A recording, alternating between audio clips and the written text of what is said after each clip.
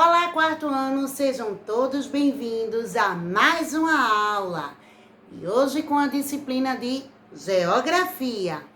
Para iniciarmos a aula, vamos para a correção das atividades da aula anterior. Peguem o livro didático de vocês na página 10. E vamos lá com o lápis na mão.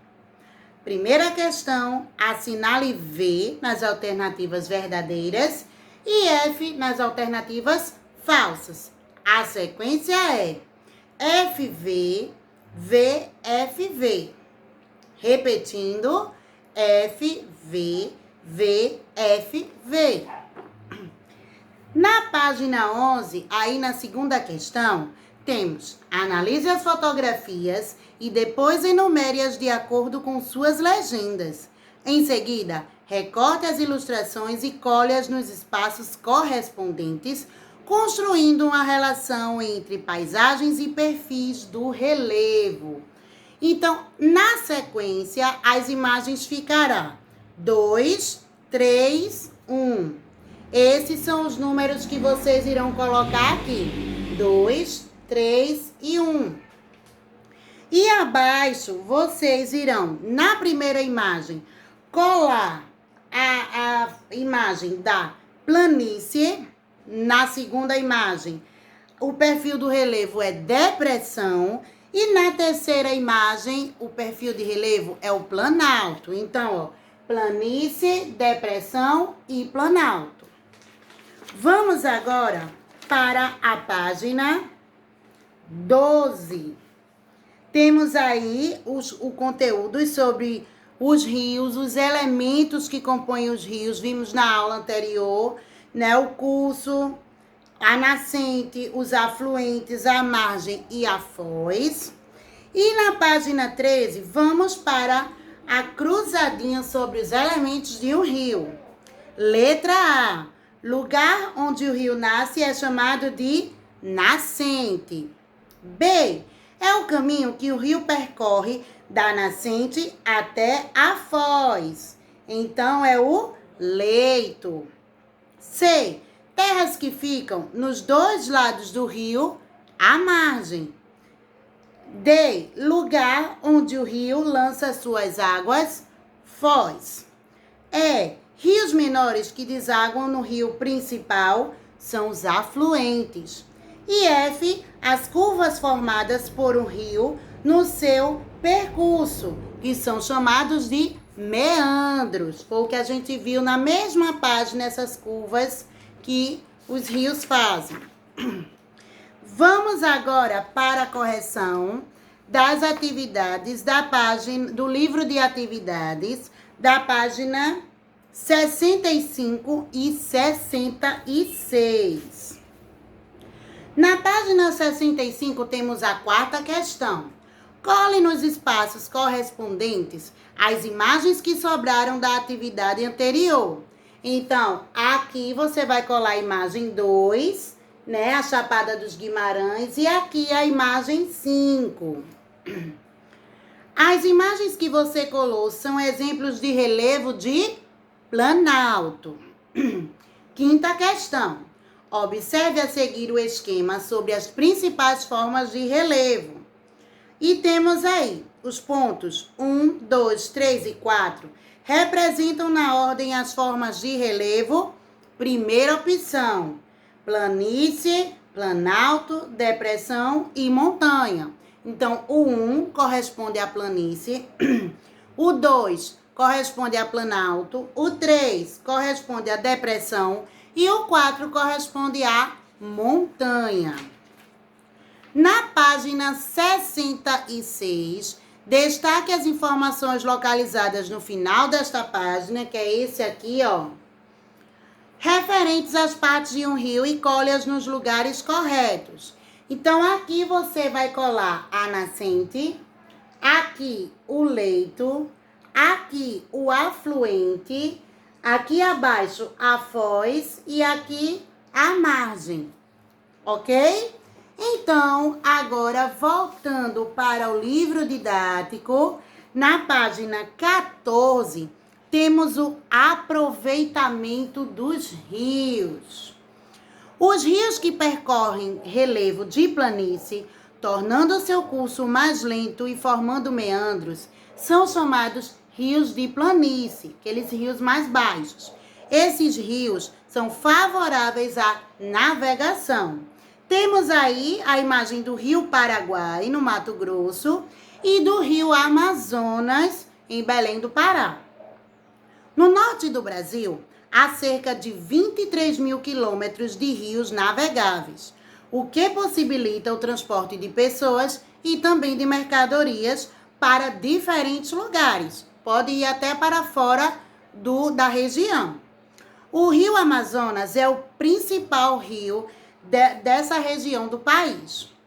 Os rios de Planalto percorrem relevos com desníveis, por isso, ao longo do curso de suas águas, formam-se cachoeiras e cascatas. Esses rios podem ser aproveitados para a instalação de usinas hidrelétricas e também para a geração de energia no nosso país. A usina hidrelétrica de Itaipu, por exemplo, tem o maior aproveitamento hidrelétrico do país e foi construída no Rio Paraná, que é o principal rio do Paraná. Aí está a vista aérea, né, da hidrelétrica de Itaipu, em Foz do Iguaçu. Como esse rio é de planalto e existem cachoeiras, porém não podem ser navegáveis, né, não pode haver a navegação, eles aproveitam para construir essas hidrelétricas. Lembrando que essas hidrelétricas, elas produzem a energia.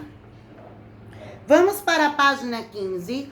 O Rio São Francisco, também conhecido como Velho Chico, com cachoeiras e corredeiras em vários trechos, é outro exemplo de rio de planalto.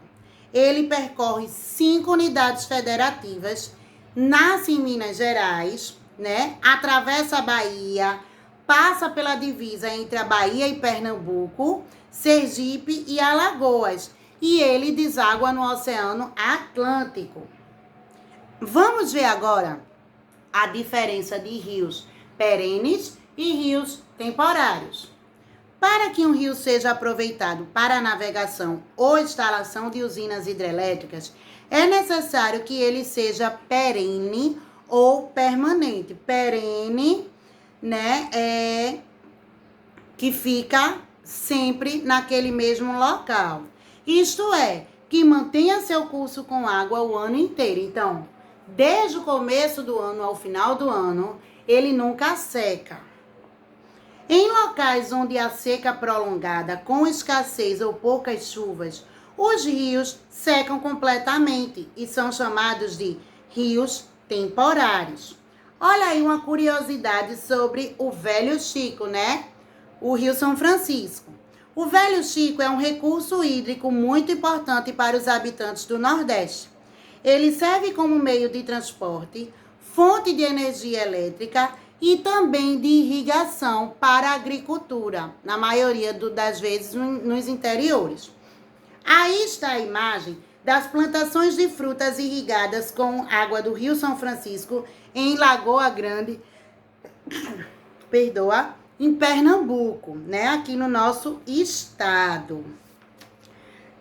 Aí vocês irão realizar a página 15 e 16, só até a segunda questão da página 16. E eu vou mostrar para vocês algumas observações que eu fiz sobre os rios perenes e temporários. Vamos lá. A natureza conta com diversos fenômenos cíclicos de transformação. Um dos mais fascinantes é a formação dos rios temporários, também chamados de rios intermitentes. Então, quando vocês ouvirem falar em rios intermitentes, é porque eles terminam, certo? São os rios temporários. Ao contrário dos rios perenes, que nunca secam, né? Os temporários têm suas águas correndo apenas em períodos de maior quantidade de chuva. Então, esses rios temporários, eles tendem a ter água apenas em períodos de chuva. Como grande parte dos rios temporários brasileiros está concentrada na região Nordeste, que é a região onde as precipitações costumam acontecer, principalmente no inverno, é também nesta estação que a maioria dos rios temporários se formam. Em estados como Piauí, este número chega a 80% do total. Assim como por aqui, os rios temporários surgem principalmente em áreas áridas e semiáridas, áreas quentes, além dos quais são encontrados nas zonas mediterrâneas. Embora a maioria dos rios seja perene, os rios temporários têm grande importância para o equilíbrio ambiental e a biodiversidade das áreas onde se desenvolvem. Mesmo que por curtos períodos, eles auxiliam na sobrevivência de espécies e regiões nas quais a escassez de água é a grande marca, certo? Então, por que os rios temporários eles são importantes? Principalmente nas áreas quentes, secas e na maioria das vezes aqui no nosso Nordeste. Por quê?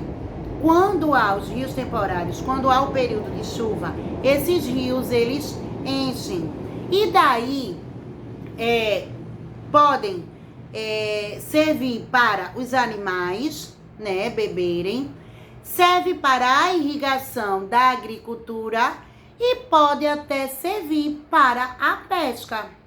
Então, os rios perenes, eles têm a sua importância, porque temos a construção de hidrelétricas, temos a questão das navegações, né, do transporte de pessoas e mercadorias, mas os rios temporários também têm a sua importância, porque nesses períodos, né, nos interiores onde há muita seca, eles ajudam na agricultura, no caso das plantações, ajudam os animais e ajudam até mesmo as pessoas. Coloquei aqui também 2 exemplos. Temos aqui o Rio São Francisco, que é um rio perene, ele nunca seca. Vejam que aqui pequenininho, ó, tem 2 navegações. E temos aqui o rio temporário. Esse rio fica próximo à Chapada da Diamantina. Observem que ele tem pouquíssima água, só que essa parte aqui todinha, ó, faz parte do rio. Só que quando está no período de chuva, isso aqui, ó, fica totalmente cheio, certo? Então, daí a importância também dos rios temporários. Quanto à questão das usinas hidrelétricas, vimos aí no livro de vocês a hidrelétrica de Itaipu, né, que é uma das maiores, mas também temos uma hidrelétrica bastante conhecida e de grande importância, que é a hidrelétrica de Paulo Afonso. E ela foi construída em um complexo. O complexo hidrelétrico de Paulo Afonso é um conjunto de usinas localizado nas cidades de Paulo Afonso, e ele é formado pelas usinas 1, 2, 3 e 4, né, no município de Mochotó. E essa hidrelétrica, ela produz 4.279,6 megawatts de energia gerada a partir da força das águas da Cachoeira de Paulo Afonso.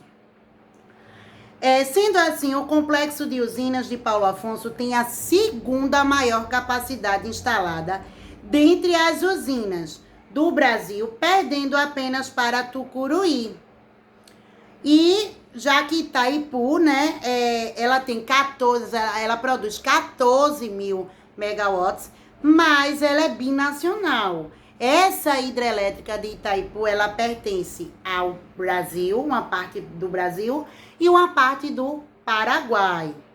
A construção do complexo hidrelétrico de Paulo Afonso no início da década de 50 foi um marco para a engenharia brasileira, visto que foi necessário controlar e reverter o fluxo do Rio São Francisco numa obra de engenharia sem tamanho para aquela época. Não tinham tantos recursos como tem hoje. para então iniciar-se o processo de construção da barragem para a primeira usina, que foi a de Paulo Afonso I, depois inaugurada pelo presidente Café Filho em 1954. Então, para ser construída, ela levou 4 anos para ser construída Paulo Afonso I. Aí, depois de construída, foi para Paulo Afonso II, 3 e, por último, a 4. Então, ela é um complexo de hidrelétrica. Ela é um conjunto de hidrelétrica. Ok?